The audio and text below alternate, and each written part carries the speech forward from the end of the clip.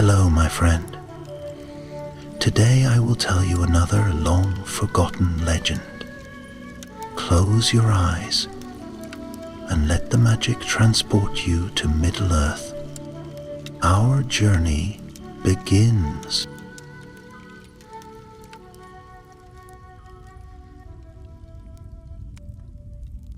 Long ago, before the rising of great kingdoms, before the riders of Rohan galloped across the rolling fields, there was a land where winter ruled with an iron hand.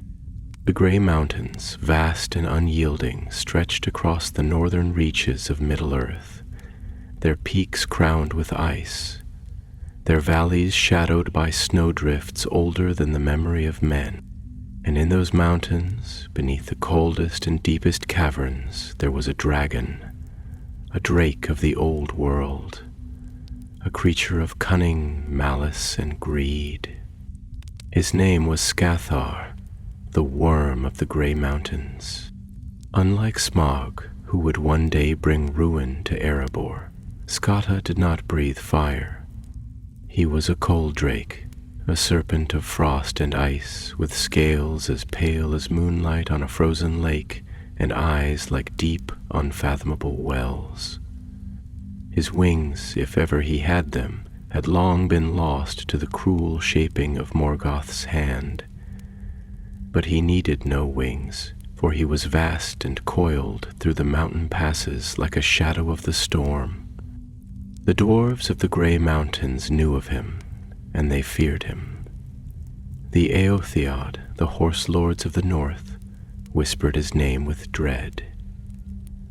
It was said that he could hear the beating of a heart through stone, that his icy breath could turn flesh to frost, and that he spoke not with the rumbling words of fire drakes, but in the silent language of the wind, the whisper of snow on stone, the sigh of ice breaking under the weight of time. Scatha had not always ruled the grey mountains. Long before he came, the dwarves had carved their halls deep into the roots of the earth, mining for gems and gold, forging weapons of steel and mithril. They were a proud people, and though they were smaller than men, they were mighty, for their axes were sharp and their hearts were steadfast. But even the stoutest dwarf could not stand against a dragon alone. The first time Scatha came slithering through the mountains, he did not strike like a beast of rage. He was patient. He watched. He waited. He let his presence seep into the land like a creeping frost. The goats that once climbed the cliffs vanished. The winds that howled through the passes carried with them a strange silence. And in the long, bitter winters, those who traveled alone would disappear, their footsteps in the snow leading only into the darkness of forgotten caves. Then, one night, when the stars were swallowed by heavy storm clouds, Scatha struck. The dwarven halls of the grey mountains were filled with light and song, for a great feast had been laid in celebration of a king's new heir. The halls rang with laughter, golden goblets clashed in toast, and the forges glowed red with the work of countless hands. But beneath their revelry, none heard the low, shivering sound of ice cracking deep within the mountain's bones. None save for the oldest of the dwarves, who had lived long enough to know that some silences were dangerous. It began with a gust of cold air, unnatural and sharp, cutting through the warm stone halls like the edge of a frozen blade. Then came the sound, a long, slow scraping like the weight of something enormous slithering through a cavern too narrow to contain it. The torches sputtered, their flames shivering as if caught in a breath not their own. The youngest among them laughed, thinking it a winter draught. Then the doors burst open. A darkness poured in thick as night, though no moon shone beyond the threshold, and within that blackness gleamed two pale, ghostly eyes. Scatha had come. His voice, when it filled the chamber, was not like the roar of a fire drake. It was slow, cold, and insidious, like the creeping of frost through cracks in stone. "Give me your gold," he whispered, his words coiling around them like the tightening grip of ice. "Give me your gems, your mithril, your silver, your crowns of kings. Give me what I have come for, and I will spare your young." A silence heavier than stone filled the hall. Then the king rose. His beard was long and silver, his hands calloused from years of labor, and in his grip was an axe older than the mountain itself. His people looked to him, for though dwarves were small, their hearts were not. "Dragon," the king said, his voice steady as steel, "we do not give what we have earned by the work of our hands. If you seek gold, seek it in the depths of the mountain, but you shall not have ours." Scatha did not answer with words. He did not roar, nor bellow, nor shake the halls with fire. He only opened his great maw, and the air turned to winter. The torches died, the golden goblets froze where they stood, the warm breath of every dwarf turned to mist before it could leave their lips. And then the Coldrake struck. The battle of that night was long and terrible. The dwarves were not cowards, and they fought with all their strength. Axes bit into Scatha's hide, though they could not pierce his thick, frozen scales.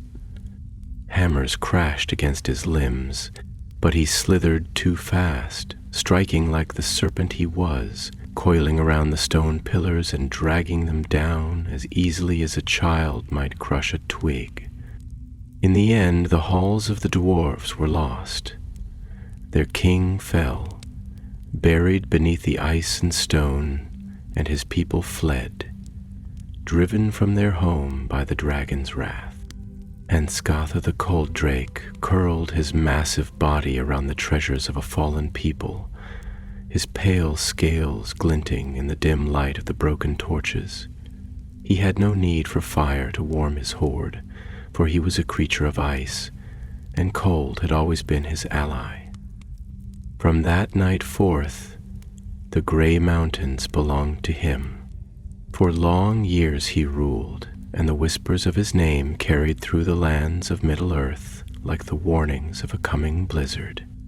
The free people spoke of him only in hushed voices, for even in distant lands the shadow of his hunger stretched far.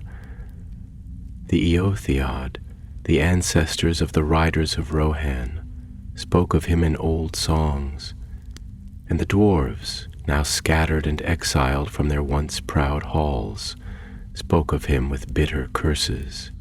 But no one challenged him, no one, save for a warrior named Fram. And that is where our tale truly begins.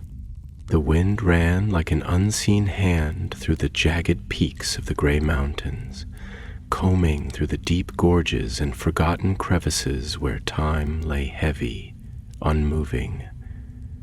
It carried with it the voice of the past, echoes of battles lost to frost, the lingering sighs of dying warriors, the crumbling of stone halls that once rang with the hammer song of dwarven lords. Snow gathered in the ancient scars of the earth, blanketing the ruins of forgotten strongholds where gold now lay buried beneath layers of ice, claimed by the hunger of the mountains themselves. The world was quiet here, but not dead, not truly. There was still movement in the shadows, in the shifting of the rock beneath the frost, in the slow, near imperceptible stirring of a force far older than any man, any king, any kingdom.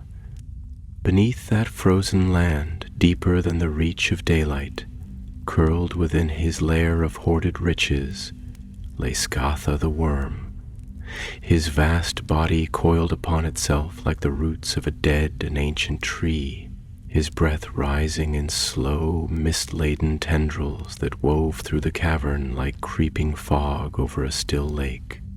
There was a great silence about him, not the silence of sleep, nor the silence of death, but the silence of something waiting, something endless, patient, like the mountain itself. He did not move often, for he did not need to. He was not a fire drake, one who gorged himself on destruction and reveled in ruinous conquest. No, Scatha was a thing of ice, a creature that had no need for haste, for hunger, or for the foolish vanities of those who feared the passage of time. Gold lay beneath him, buried beneath his weight like the forgotten bones of lost kings, and in its cold sheen were reflected the countless faces of the dead, the men and dwarves who had dared to defy him, who had come with swords and oaths, thinking that courage alone could shake the dominion of the North's oldest terror. How easily they had fallen, how fragile they had been, their bodies no stronger than the brittle branches of trees left too long in the grip of winter's hand. They had shattered beneath his jaws, frozen in their last moments, their eyes wide with the awful dawning realization that they had never truly understood the nature of what they faced. They had come expecting fire, but fire was a fleeting thing, a brief, passionate rage that burned bright before it consumed itself. Scatha was not fire. He was the long, slow death of the world beneath the weight of frost. He was the quiet, creeping force that stole warmth from the bones of the earth itself. And yet, though he lay still, though his vast limbs remained motionless in the darkness of his lair, there was a stirring in the deep places of his mind. Something in the wind had shifted. A voice, distant yet persistent, carried through the stone and snow. A name spoken not in fear but in defiance. Scatha had heard many names over the long, slow stretch of years. Names of warriors who sought to carve their legend into the fabric of time by standing against him, and yet they had all faded, lost beneath the weight of history, their bones mingling with the dust of the ages. But this name, this one carried something different, something that lingered like the first breath of spring creeping into the edges of a world that had long been frozen. Fram, son of Frumgar. Scatha did not stir, but in the depths of his pale, unblinking eyes, there was a flicker of recognition, a whisper of something that had not touched his spirit in centuries. It was not fear. No, fear was a thing for lesser beings, for those who did not understand the permanence of true power. It was not rage, for rage was a hot-blooded thing, a fleeting ember that burned out before it could take root. No, what Scatha felt was something quieter, something colder. It was the deep and patient knowledge that something had begun to move, that a thread had been pulled in the great tapestry of fate, and though he did not yet know how it would unravel, he knew, oh, he knew, that it would lead to him in the end, far from the dragon's horde, beyond the reach of his shadow, in a land where the wind did not carry the scent of frost and ruin. Fram stood beneath an open sky, his gaze fixed upon the distant peaks that marked the boundary of the gray mountains. The air was different here, thicker, warmer, filled with the scent of damp earth and growing things. The wind carried the distant sound of the river, the murmur of leaves stirring in the breath of early spring, the quiet hum of life returning after the long hush of winter's rule. And yet, despite the season's gentle awakening, Frame felt no warmth, no comfort in the touch of the sun against his skin. His mind was elsewhere, carried forward by the weight of a purpose he had not chosen, but could not turn away from. He had heard the stories all his life, whispered in the long halls of his people, told in hushed voices over firelight when the nights were long and the past felt closer than the present. Stories of the worm, of the great serpent that had devoured the halls of the dwarves and sent the free peoples of the north into hiding, fleeing from the cold shadow that had crept across the land. He had heard of the lost gold, the cursed hoard that lay beneath the ice, guarded by something older than the memory of men. But most of all, he had heard of his duty.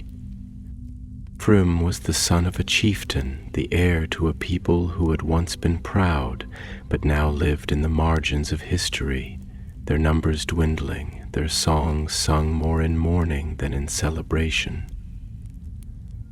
His father, Frimgar, had told him that there was no future for their people so long as the dragon remained, that so long as Scatha's presence loomed over the mountains, they would never be more than scattered remnants of a once great tribe. The worm had taken what should have been theirs: the land, the gold, the power. And until he was gone, the Aesir would never rise beyond the shadow of what had been lost. But Fromm did not care for gold. He did not hunger for treasure, nor did he long for the weight of a crown upon his brow. What he longed for, what he had always longed for, was to be free of the weight of expectation, to step beyond the path laid before him, to choose his own fate instead of inheriting the burdens of those who came before him. And yet, though he fought against it, though he tried to quiet the voice in his heart that told him this was not his fight, he knew deep down that it was a battle he could not walk away from, because if he did not do it, no one else would. The wind shifted, colder now, carrying with it the faintest whisper of something distant, something waiting. Fram exhaled slowly, his fingers tightening around the hilt of his blade. He did not yet know how he would face the dragon, nor what awaited him in the frozen halls of Scatha's lair, but he knew one thing for certain: the time had come to begin the journey. The sky stretched vast and unbroken above the rolling lands of the Eothiod, a canvas painted in hues of dying gold and the deepening indigo of approaching night, where the first bold stars kindled their ancient light. The wind, no longer gentle, rushed over the high grasses of the plains, bending them in great waves, as if some unseen hand smoothed the world in slow, deliberate stroke. There was an unspoken unease in the air, a tension in the shifting light, as though the land itself sensed the weight of something stirring beyond the horizon. Frem stood at the edge of the camp, his gaze fixed upon the distant outline of the mountains, their peaks already fading into the heavy darkness that clung to the world beyond his own. He had heard his father's voice that evening, speaking to the elders in the long hall, their murmured counsel rising and falling like the rhythm of an old and mournful song. There was talk of Scatha, of the old fear that still rested in the hearts of their people, of the dwarves who had once dwelled beneath those mountains.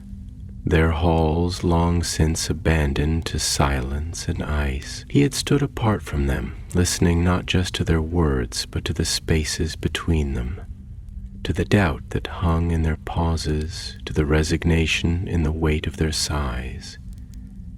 It was not the voice of a people ready to fight, but of those who had already accepted their place beneath the shadow of something greater than themselves, who had learned to live with fear as one learns to live with the cold of a long winter.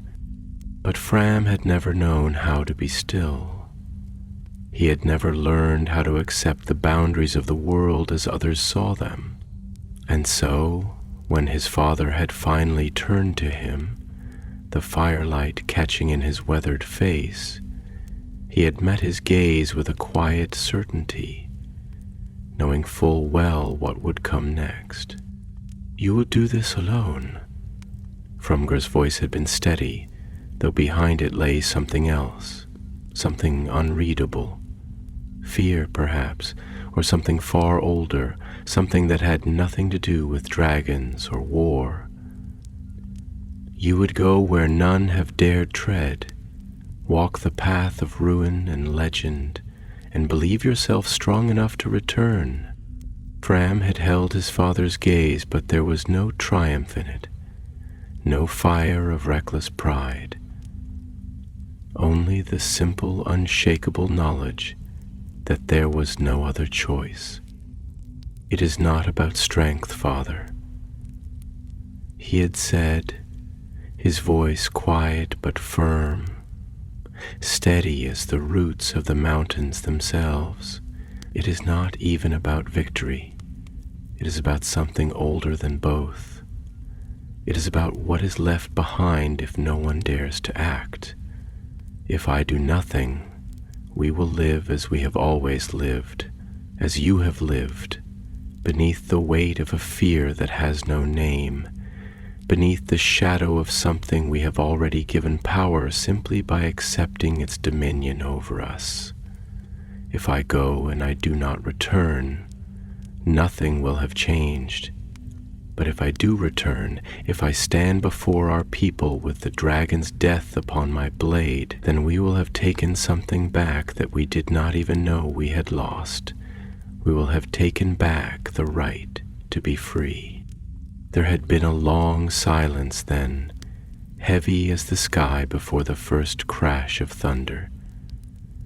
The elders had shifted uncomfortably in their seats, some lowering their eyes, others glancing at Frumgar, waiting for his answer, for the command that would end the matter and dismiss Frum's words as the reckless folly of a young man who had yet to understand the weight of the world. But the words did not come. Instead, Frumgar had exhaled slowly, his gaze never leaving his son's. And then, after a long moment, he had spoken. "Go then," he had said, the words carrying not the weight of command, but of resignation, of something deeper, something quieter. "Go, and may the wisdom of our ancestors find you on your path, for you walk where no wisdom can guide you." And now Fram stood at the edge of the world he had known, the wind tugging at his cloak, the mountains waiting in silence ahead. The night stretched before him, vast and unknown, and though his heart was steady, he could not deny the weight of what lay ahead.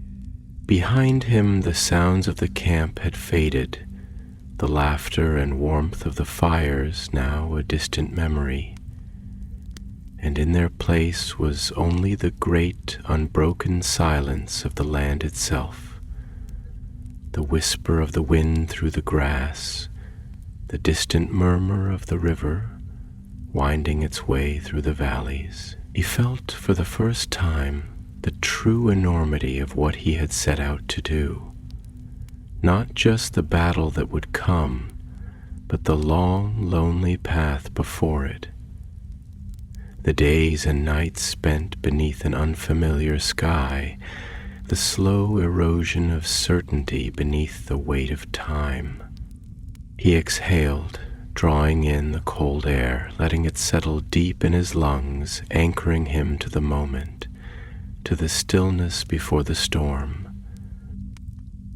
And then, without another word, he stepped forward, leaving behind the safety of the known world, stepping into the unknown. The land stretched before him, vast and endless, and the mountains watched, waiting.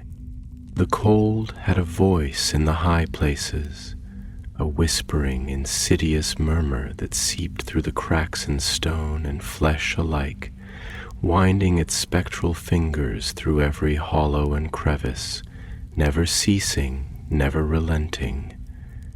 It did not howl like the winds of the plains, nor did it roar like the tempests of the sea. It was quieter than that, subtler, a presence more than a force, a slow and creeping thing that sank into the marrow of bones and made a home there. Vale felt it now as he climbed the first ridges of the gray mountains, the breath of the frozen peaks slipping beneath his cloak, twining through the fabric, sinking past the skin until it reached that fragile, flickering core of warmth deep within him. He clenched his jaw, pulling his furs tighter, but there was no escaping it. Not here. The cold was a thing that lived in these mountains, and he was the intruder. The land had already begun to change around him, shifting in slow, imperceptible ways, as if he were passing not merely into a new region, but into another world entirely. Gone were the rolling hills of the Eotiot, the great sloping lands where the sky stretched wide and open above him, where the wind ran free across the plains like an untamed horse, where the rivers sang to the earth in clear, bright voices. Here, everything was different. The sky was still vast, but it pressed down upon him rather than opening before him, a weight rather than a comfort. The wind did not run wild, but moved like a ghost, slow and searching, curling around the rocks and the ruins of things long forgotten, carrying whispers rather than songs. The rivers had fallen silent, frozen in their beds, their voices trapped beneath the thick ice that lay in jagged plates, splitting and shifting with deep groaning sighs when the weight of time pressed upon them. Fram climbed higher, his boots finding uncertain perches upon the treacherous stone, each step accompanied by the sharp, brittle crunch of frost breaking beneath his weight. His breath misted in the air before him, silver in the moonlight, dissipating almost as soon as it left his lips, swallowed by the cold, as though even the very air sought to take something from him. He had not yet reached the true heart of the mountains, not yet entered the domain of the cold drake, but already the land was changing, growing lean and harsh, stripped of softness, stripped of warmth. This was a place where the weak did not survive. This was a place where only the old and the cruel endured. Stone, ice, and shadow. As the night deepened, he found shelter beneath a great overhang of rock, its surface worn smooth not by the touch of water but by the ceaseless scour of wind and ice, a slow erosion that took centuries, that hollowed out the bones of the mountains themselves.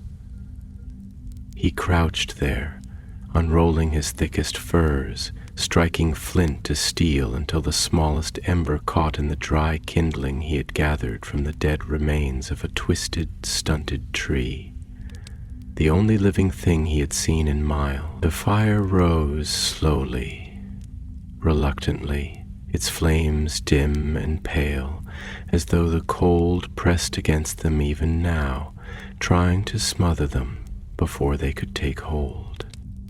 Fran sat beside it, extending his hands toward the fragile heat, though he knew it would do little.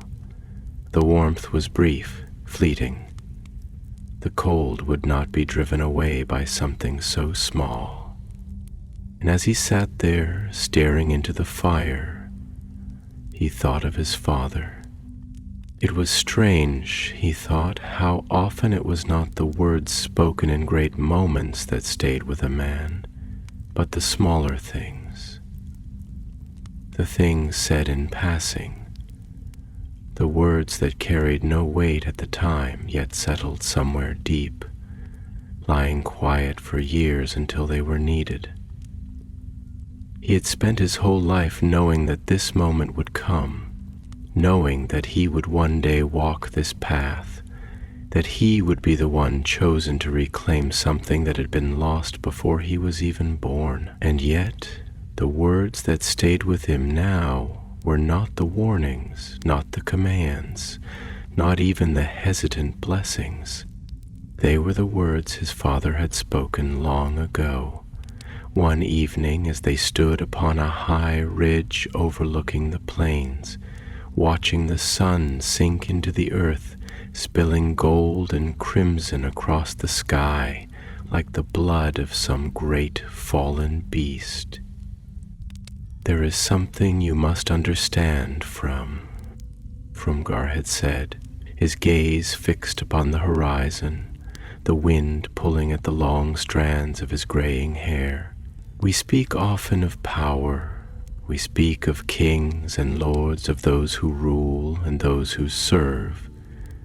But there is a power older than any crown, older than any throne, and that is the power of memory. A king's rule may last a lifetime, but memory endures beyond flesh, beyond stone, beyond time itself. If we do not remember who we were, if we do not remember what was taken from us, then we have already lost, no matter how long we continue to fight. And that is why Scatha must fall, not because of the gold he hoards, nor the lands he has claimed, but because he has taken something greater. He has stolen the memory of what we were, and until that is restored, we are only shadows of what we were meant to be." Frank had not answered then, for he had been too young to understand the full weight of those words. But now, as he sat beneath the cold and empty sky, with nothing but the silence of the mountains to keep him company, he thought that perhaps, for the first time, he understood. Scatha was not merely a dragon. He was not merely an enemy. He was the embodiment of something deeper, something colder, something that stretched beyond the reach of a single lifetime. He was the force that devoured history, that swallowed up the names of the dead and left nothing behind but ruins. He was the weight of forgotten things, the shadow that crept over the world when no one remained to remember what had been lost. And Frame was not here for vengeance. He was not here for glory. He was here to reclaim something that should never have been lost. The fire flickered, its light dancing upon the rocks, casting long shadows against the frost. He stared into it, watching the flames shift and curl, feeling the weight of the task before him settle deep into his bones. The mountains loomed above him, their peaks cutting into the sky like jagged blades, and somewhere in the darkness, far beyond the reach of mortal sight, Scatha lay waiting. Not sleeping, not dreaming, but waiting, as he had waited for centuries, as he had waited for the end of all things. From exhaled, slow and steady, and closed his eyes. Tomorrow, the true path would begin. The night had passed in silence, though From was certain that silence did not mean solitude. The gray mountains did not slumber, nor did they lie still like the quiet plains of the south. They breathed in ways unseen, shifting under the weight of time, whispering through the crevices in the rock, stirring in the hollows where no sun had ever reached. The wind had sung its cold lament through the passes, rising and falling in restless sighs that carried no warmth, only the distant echoes of things long forgotten. And beneath it all there was a presence, not a shape, not a shadow, but something deeper, something old. The land had a memory, and it did not welcome him. Dawn came slowly in the mountains, not with the golden embrace of morning light, but with the reluctant creeping of gray upon gray, a pale and distant glow that seeped into the sky like a ghost that did not wish to be seen. The sun did not rise here, not in the way it did in the open lands. Here it was trapped behind jagged peaks, caught in the deep scars of the world, its warmth lost before it could touch the frozen stone. Fram stirred from his meager rest, feeling the stiffness settle into his limbs, the slow ache of cold that had crept into his bones as he slept. He reached for his sword, his fingers stiff against the worn leather hilt, the familiar weight of it grounding him, steadying him against the vast emptiness that surrounded him. His breath curled in the air, silver and thin, vanishing into the morning mist. He had dreamed that night, though the images were fleeting now, lost in the waking world. He could not recall what he had seen, only that it had left a feeling behind, a lingering unease, a quiet knowing that something had stirred beyond his sight. He did not believe in omens, not in the way the old ones did, not in the way the dwarves spoke of runes and signs, of fates written in stone, and yet there was something in the way the wind moved now, something in the way the earth seemed to hold its breath beneath him, that made him feel as though he had already stepped onto a path that had been waiting for him long before he was born. He gathered his things quickly, stamping out the last embers of his fire, though there was little to extinguish. The flame had burned low and weak, yielding to the cold as all things did in time. The furs he had wrapped around himself were stiff with frost, and as he slung them over his back, he felt their weight settle upon his shoulders like the burden of an old and heavy story. He did not look back as he left the small shelter of the overhang. There was nothing there for him now, only the fading memory of a night spent in the waiting arms of the mountains. The climb was steeper now, the ridges rising like broken teeth, jagged and uneven, forcing him to place each step with care. The ground beneath him was treacherous, ice hidden beneath loose rock, shifting with every movement, whispering of the dangers that lay ahead. He moved slowly, his breath coming in steady, measured beats, his focus narrowing to the next step, the next hold, the next ridge. The world beyond the climb ceased to exist. There was no past, no future, only this moment, only the thin edge between balance and the long fall below. And then, at last, he crested the ridge, pulling himself onto a narrow plateau where the world stretched out before him, endless and raw. The sky had opened here, vast and cold, the peaks of the mountains rising like the ribs of some ancient beast, its bones half buried in ice and time. The valley below was a great yawning chasm, carved by forces older than men, older than kings, and there at its heart lay the ruins of the dwarven halls, half buried beneath the snow, their once proud gates now broken and forgotten, their walls standing like the last remnants of a battle long lost. Fram stood at the edge of the plateau, staring down at the ruins, feeling the weight of history press against him.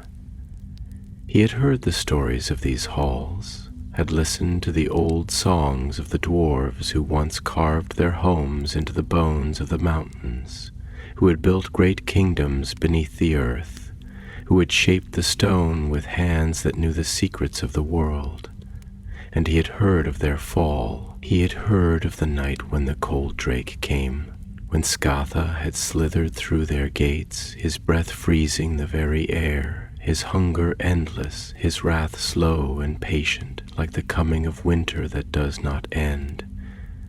He had heard of how they had fought, how they had stood with axe and hammer, how their halls had echoed with the clash of steel and the cries of the dying.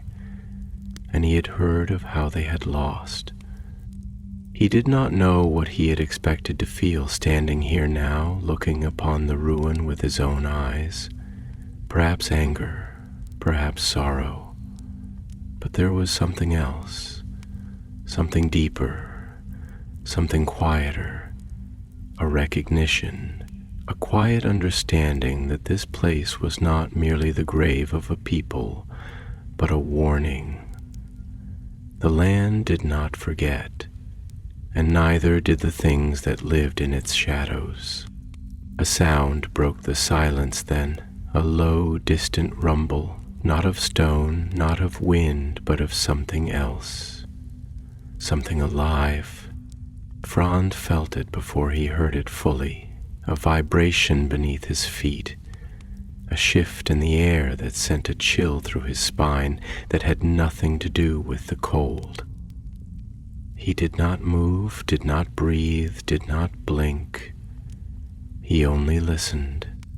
And then, from deep within the ruins, from the dark hollows where the sun had never reached, came the whispering sigh of a breath that was not his own. Slow, patient, waiting. The silence had ended. Scatha was awake. The mountains did not move, and yet Fram felt the weight of something vast shifting beneath them, a slow, ponderous awakening that sent a ripple through the very bones of the earth.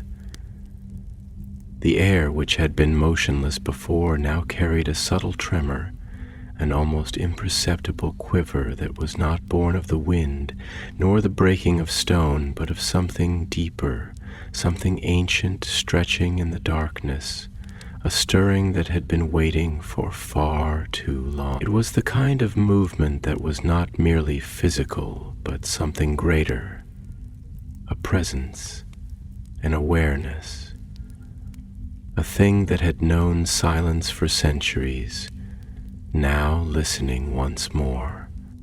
He stood upon the ridge overlooking the valley, his breath caught in the cold, his body held still not by fear but by instinct, by the primal knowledge that to move now, to make even the slightest sound, would be to announce himself, to break the fragile balance that held this moment in place. Below, the ruins of the dwarven halls yawned like the hollow rib-cage of some fallen giant, its great gates broken and twisted, the once proud towers now nothing more than jagged remnants, their stone faces scarred and cracked by the relentless grip of time.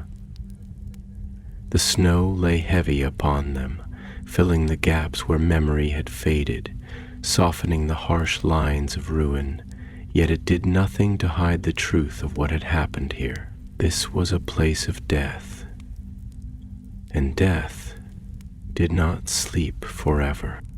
A long, slow breath issued from the dark heart of the ruins, a sighing exhalation that did not belong to wind nor man, but to something greater, something deeper, a sound that spoke of hunger, of patience, of a knowledge that the world was still moving, that time had not forgotten, that even in the endless cycle of decay and renewal, some things remained. Fram felt it against his skin, not as a thing heard, but as a thing felt, a whisper beneath the surface of the world, a cold that was not merely cold, but something more, something that did not touch flesh, but spirit. His fingers tightened around the hilt of his sword, though he did not draw it yet. What use was steel against such a thing? What use was strength against something that had lived through the ruin of empires, that had watched as ages turned to dust, that had seen the rise and fall of kings, and had never once trembled? He exhaled slowly, his breath curling in the frigid air, disappearing almost as soon as it left him. He was not afraid, not in the way lesser men might have been. Fear, in its simplest form, was the terror of the unknown, the dread of what lay beyond sight. But Fram knew what he faced. He had known it all his life, had felt its shadow stretching across the lands of his people, had grown up beneath the weight of its legend. And so his fear was not the fear of uncertainty, but the fear of knowing. Knowing that he stood at the threshold of something greater than himself, knowing that there was no turning back now, knowing that whatever happened next would be carved into history, whether in the songs of victory or the silence of the forgotten dead. A sound rose through the valley, slow at first, almost delicate, like the shifting of ice beneath the weight of a heavy sky. Then it grew, became something more, something vast and deep, a rumbling that resonated not only in the air but in the earth itself, a sound that was both voice and movement, both presence and inevitability. Then from the darkness came a voice, slow, measured, and cold, not in the way of winter, but in the way of something deeper, something that had never known warmth, something that had no need for it. You are far from home, little mortal. The words did not echo, did not reverberate as voices often did in the vast emptiness of caverns. Instead, they pressed forward with the weight of something that did not need to be repeated to be understood, something that settled in the marrow of bones, something that did not merely speak, but was heard in the very essence of the world itself. Fram did not move, did not answer immediately. He felt the words in his chest, felt them settle there like ice creeping into the cracks of stone, felt the weight of them not only as sound, but as knowledge. And yet he did not tremble. "I have come for you, worm of the gray mountains," he said at last, his voice steady though the air sought to steal it from his lips. "I have come for what you have stolen, for what you have kept in the dark for too long." A silence followed, but it was not empty.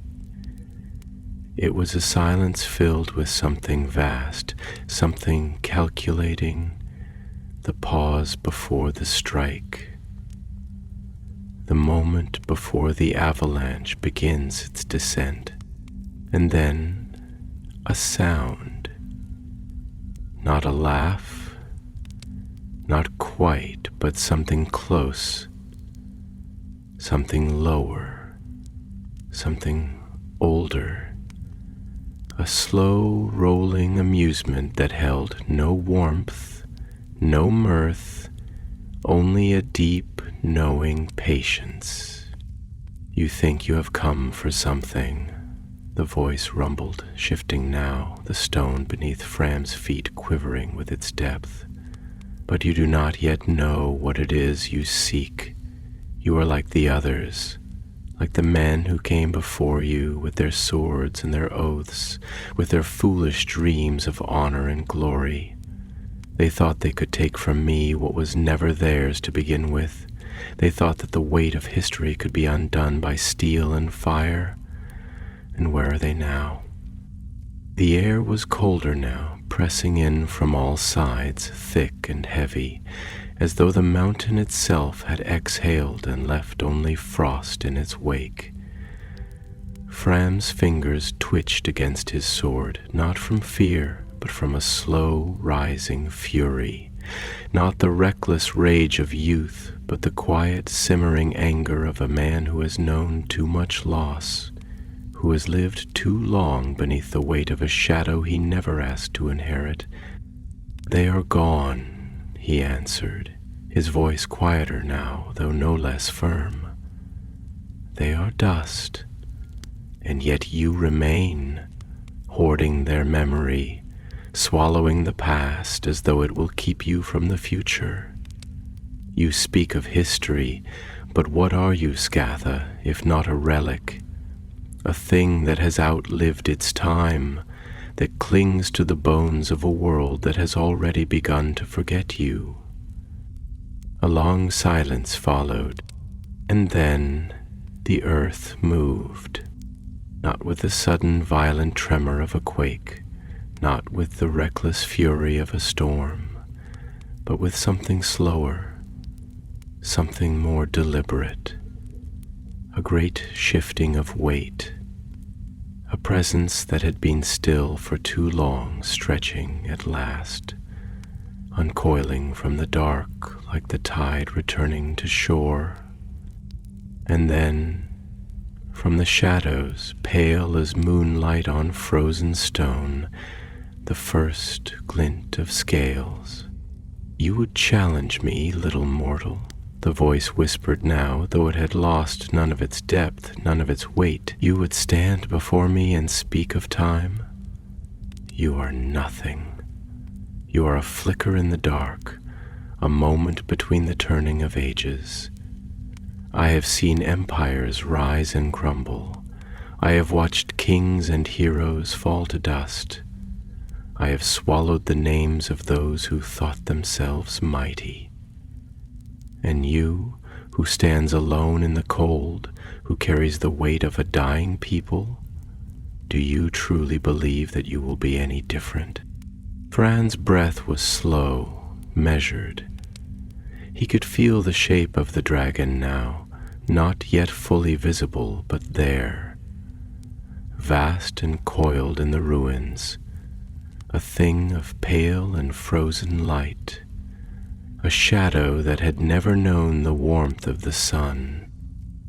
And yet, even as the weight of the moment bore down upon him, even as the cold pressed tighter, he did not lower his gaze. You have seen kings fall, he said, his voice quiet but unwavering. But you have never seen me. And with that, he drew his sword. The sound of steel unsheathing was swallowed almost immediately by the vast and endless silence of the mountains, as though the air itself recoiled from the defiance it carried.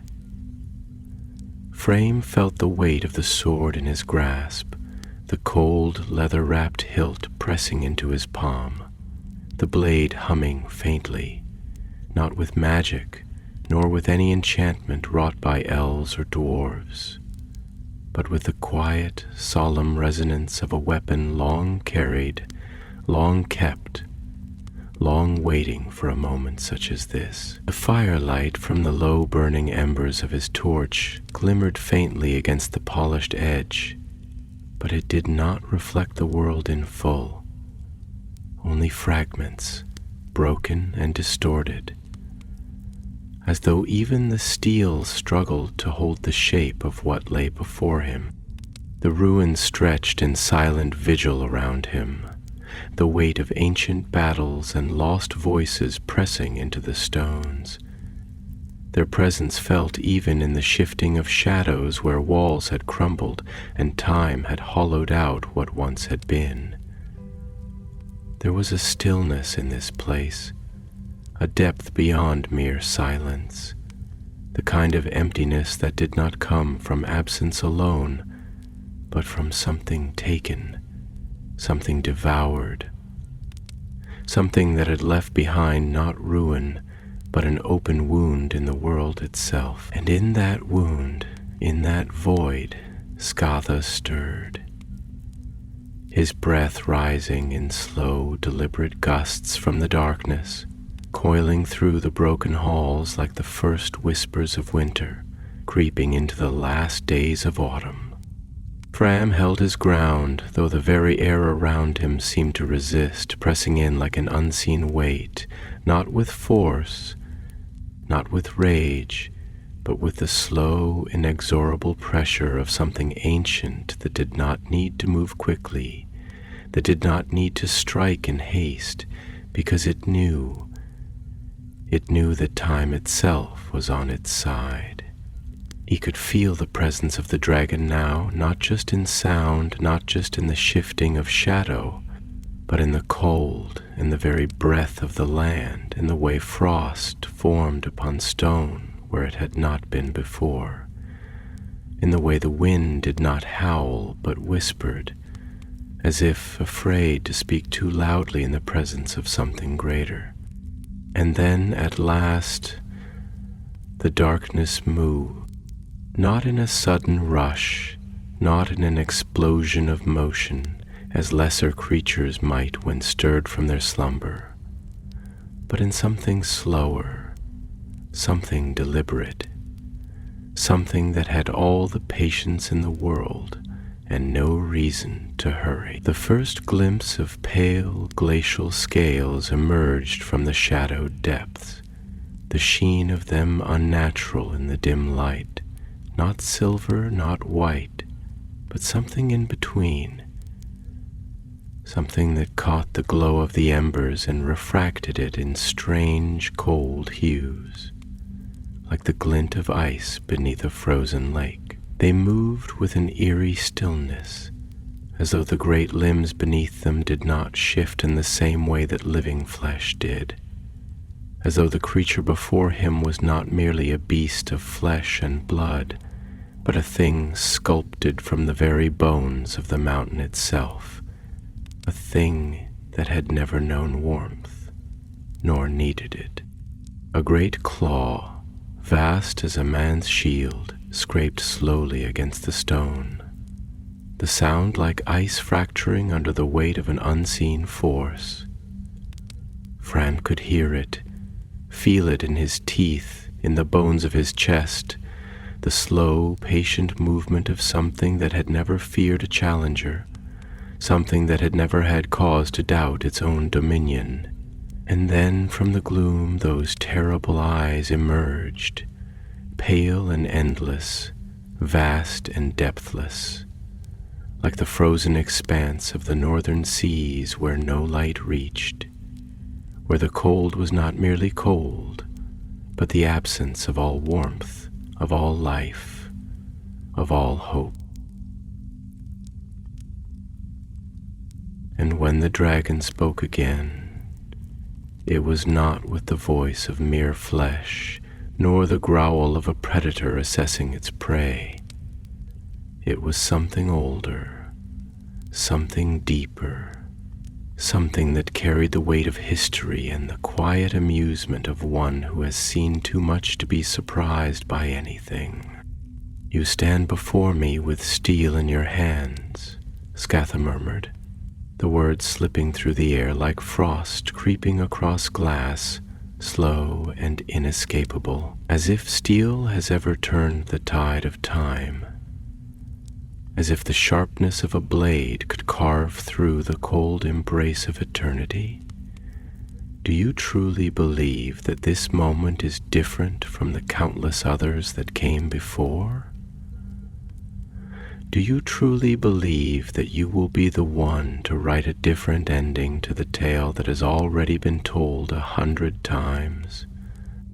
Fram did not answer at once, did not break the stillness with thoughtless defiance, for he knew that the words Scatha spoke were not meant merely as mockery, nor as intimidation. They were truth, woven from the fabric of years, from the tapestry of those who had come before him and had not returned. But still he stood firm. It is not steel alone that changes the course of the world, Fram said at last, his voice steady, though the cold sought to steal it from his lips. Nor is it strength, nor is it fire. It is will. It is the refusal to bow before the weight of what has always been. You speak of eternity as though it is an unchanging thing, as though time is an endless circle that cannot be broken. But I do not believe in endless circles. I believe that even the greatest of shadows can be undone if one dares to stand in the light, if one dares to strike against what should not be. And so I will, not because I think myself greater than those who came before, but because I refuse to let the past dictate the shape of what is yet to come. A slow exhalation from the dragon, a breath like the passing of an age, a sigh that carried with it something unreadable, amusement perhaps, or something quieter, something that had not been stirred in a long, long time. You are bold, Scatha whispered, his vast form shifting now, the coiled length of his body moving like the tide, slow and inescapable, bold and yet bound by the same chains as those before you. You speak of changing what has always been, yet you come as they did, with sword and defiance, with fire in your blood and the weight of old oaths upon your shoulders. You do not seek to break the cycle, little mortal. You are merely another thread woven into it. Fram's grip on his sword tightened, his heart steady, his resolve unshaken. Then let us see, he said, his voice no louder than the wind, but carrying with it the weight of something unyielding, something that did not belong to fate, nor to history, nor to the silent turning of time, but to choice, to the defiance of a single man against the vastness of the world. And in the cold halls of the ruined keep, beneath the weight of stone and sky, Scatha, the worm of the gray mountains, uncoiled at last. The mountain groaned as the dragon moved, and the sound was unlike any earthly thing, neither the crack of shifting stone nor the roar of the wind through hollowed caverns. It was deeper than that, heavier, like the voice of the mountain itself, answering some ancient summons, some primeval call that had waited long, long years to be answered. The cold thickened, not merely in the air, but in the marrow of the world, a creeping, insidious presence that gnawed at the edges of warmth, of life, of time itself, as if the very concept of heat had begun to unravel, to fade, to cease to be. The silence that followed was not a true silence, but the absence of all familiar sound. The wind had stilled, The stones no longer shifted, and even Fram's own breath seemed quieter, as though it, too, feared to announce itself in the presence of something so old, so vast, so utterly beyond reckoning. Scatha's body uncoiled from the darkness like a slow-moving tide. His form immense, his scales pale as ice and gleaming with an unnatural light, reflecting the dim glow of Fram's torch in strange, refracted hues. There was no fire in him, no glow of embers hidden behind his teeth, no rising smoke curling from flared nostrils. He was not like the great drakes of the south, those creatures of ruin who brought forth flames and turned stone to molten rivers. No, Scatha was a creature of winter, a thing birthed from the cold void of time before memory, a relic of an age when the world had not yet been fully shaped, when ice and darkness had ruled in equal measure.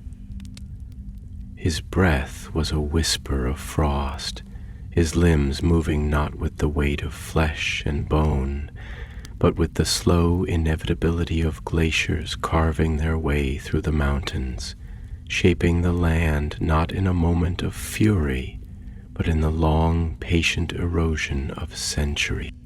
The dragon's eyes fixed upon Fram now, pale and depthless, not like the gleam of coins nor the shimmer of jewels, but like something far older, far more terrible. The frozen seas of the north where no ships sailed, the lightless depths beneath the ice, the endless hunger of the void that swallowed warmth without ever giving it back. Fram held that gaze, though every instinct in his body screamed to turn away, to look elsewhere, to break the connection before it unraveled something deep within him, something not meant to be seen.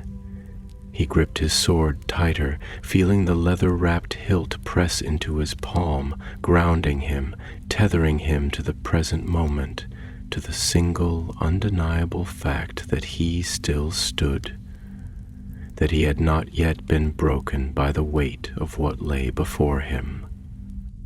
"You carry yourself well, little mortal," Scatha murmured, and his voice was the whisper of frost against steel, the sigh of wind over forgotten graves. "I have seen kings tremble before they ever laid eyes upon me. I have seen warriors falter before they raised their blades, and yet here you stand, steady as the stone beneath your feet.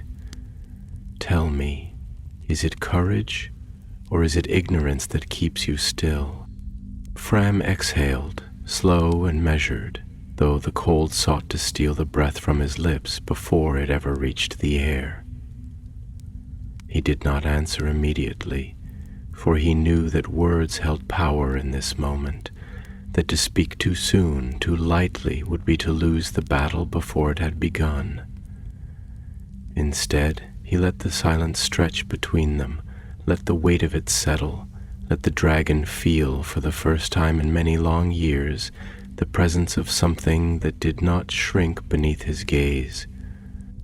"It is neither courage nor ignorance," he said at last, his voice steady, though the cold pressed against it. "It is necessity.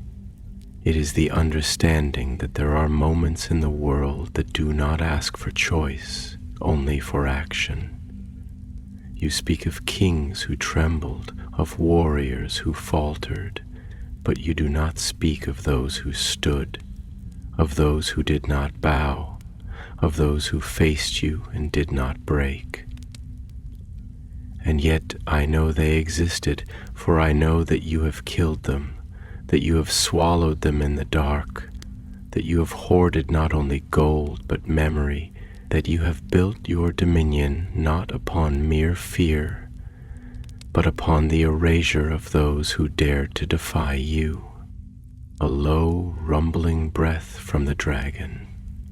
Not quite a laugh, but something near to it, something colder, something that carried with it the weight of ages, the slow and patient amusement of something that had seen far too much to be angered by a single defiant voice.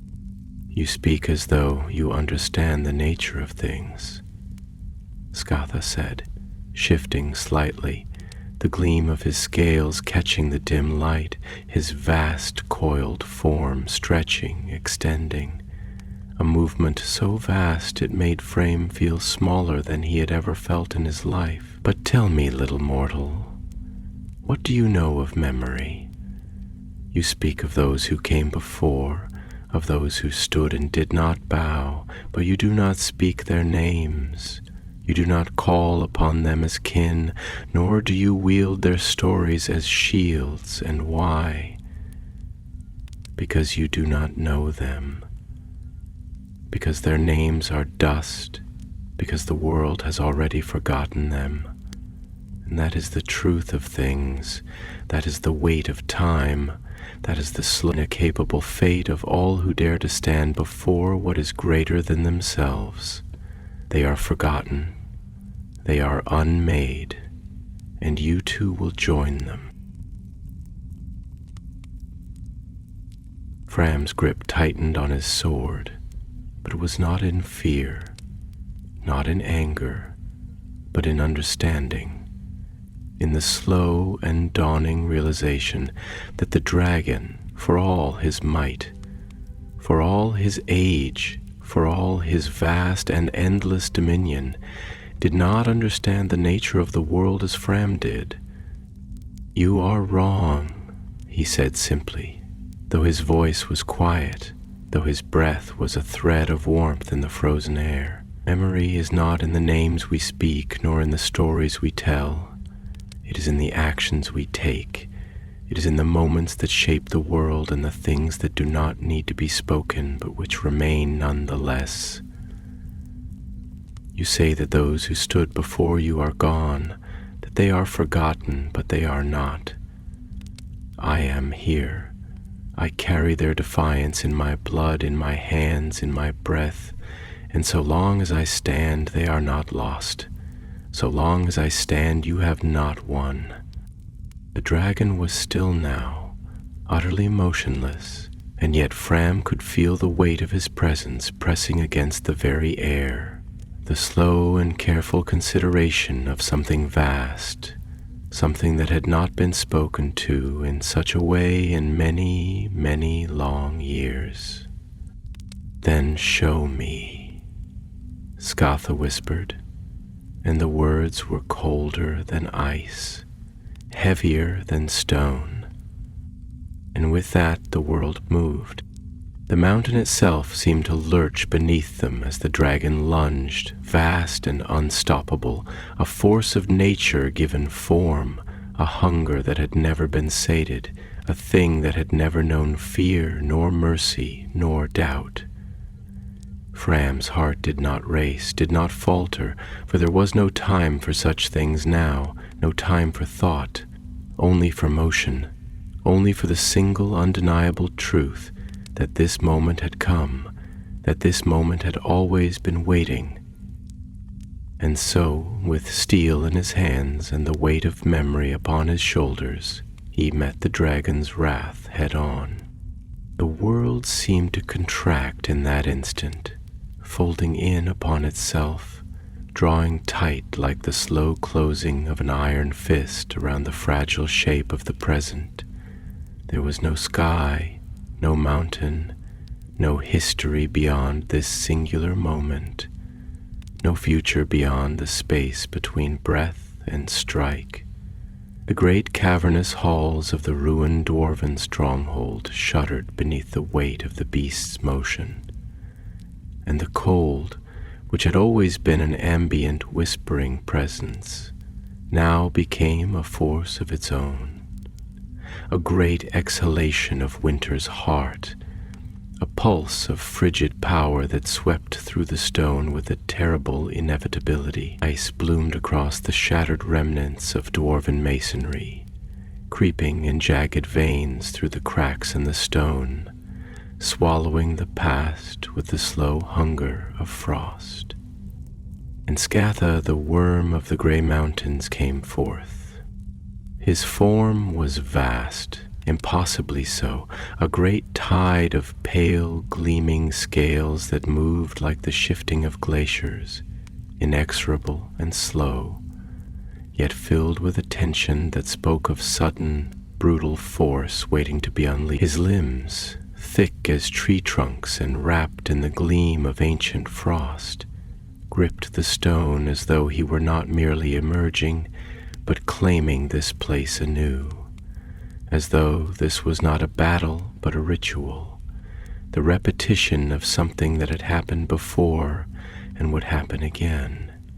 His head lowered, his long, ridged neck coiling like the frozen roots of a tree too vast for the mind to grasp, and those pale, depthless eyes, voids of color, voids of time, locked upon Fram with a terrible patience. And then he struck.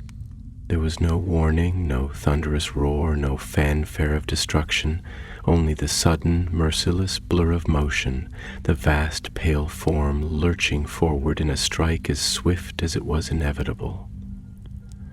Fram barely had time to move, barely had time to react beyond the instinctive clenching of his muscles, the split-second command of survival overriding all thought. He threw himself to the side, feeling the rush of air as the dragon's maw snapped shut upon the space he had occupied a moment before, the impact sending a tremor through the ground, shaking the ancient halls, as though the mountain itself had spoken its displeasure. Fram rolled, his breath a sharp gasp against the cold, his body moving on instinct, not thought, his muscles remembering what his mind could barely process. And then he was on his feet again, and the sword was in his hand, and Scatha was already moving, already turning, already preparing to strike again. The dragon did not rage, did not bellow, did not give voice to the kind of fury that lesser creatures might when met with resistance. Instead, there was only the cold, the slow and patient shifting of his form, the calculating stillness of something that did not need to rush, that did not need to waste its breath on roars or threats. He was not an enemy that sought to terrify. He was a force that sought only to end, and there was no more malice in him than there was in the coming of winter or the fall of night. "You move well for a creature of such fleeting years," Scatha murmured, his voice sliding through the air like ice across stone, smooth and deliberate.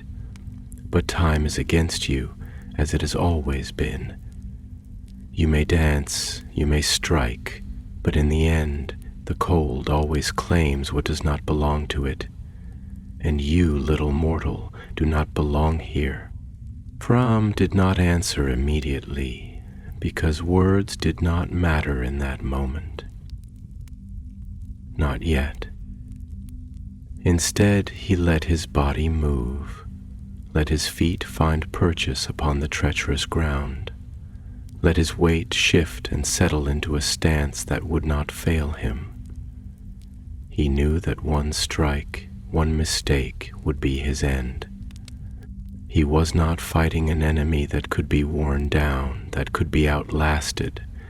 He was fighting something as old as the mountains themselves, something that had already endured the fall of empires, something that would not grow weary as men did.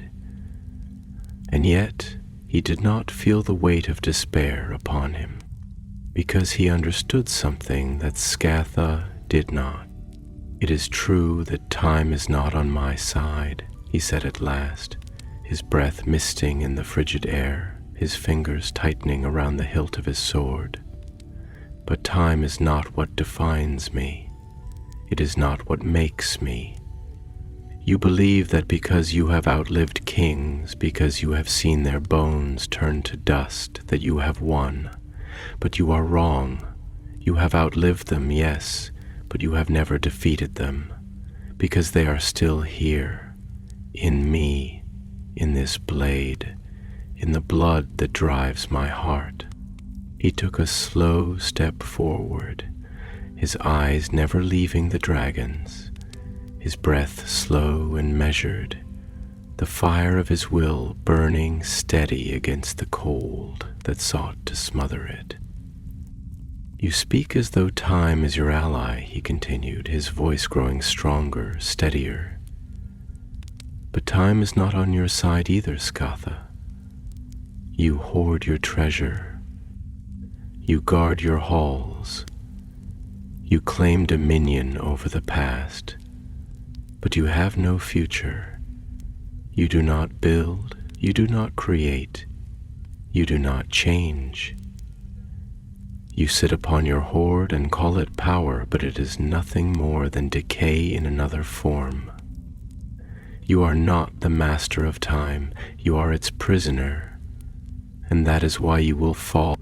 The dragon stilled, and for the first time there was something different in his gaze, not fear, not hesitation, but something quieter, something more dangerous. You are bold, Scatha murmured, his voice colder now, sharper, a blade honed not by rage but by something deeper. But boldness has never saved those who came before you. And then the air itself shattered. Scatha lunged again, and this time Frame did not retreat. He did not dodge, did not step aside to prolong the inevitable. He moved forward, meeting the strike with his own, his blade flashing in the dim light. A single precise arc aimed not at the dragon's armored hide, not at the vast coiling body, but at a single point, a place near the throat, just beneath the great jaw, where the scales thinned, where even the might of dragons had a weakness. The blade struck true, and for the first time in long centuries, Scatha the worm let out a sound that was neither cold nor patient, nor inevitable. It was a sound of pain. The dragon recoiled, his vast body shifting, his form pulling back as the first dark stain of blood spread across the pale frost of his scales, a stark contrast against the endless whiteness of him. And in that moment, as Fram stood with his blade raised, with his breath coming in sharp, ragged gasps, he saw something else in those terrible, pale eyes, something he had not expected. A flicker of understanding. The battle was not yet over. The cold had not yet claimed him. The night had not yet ended.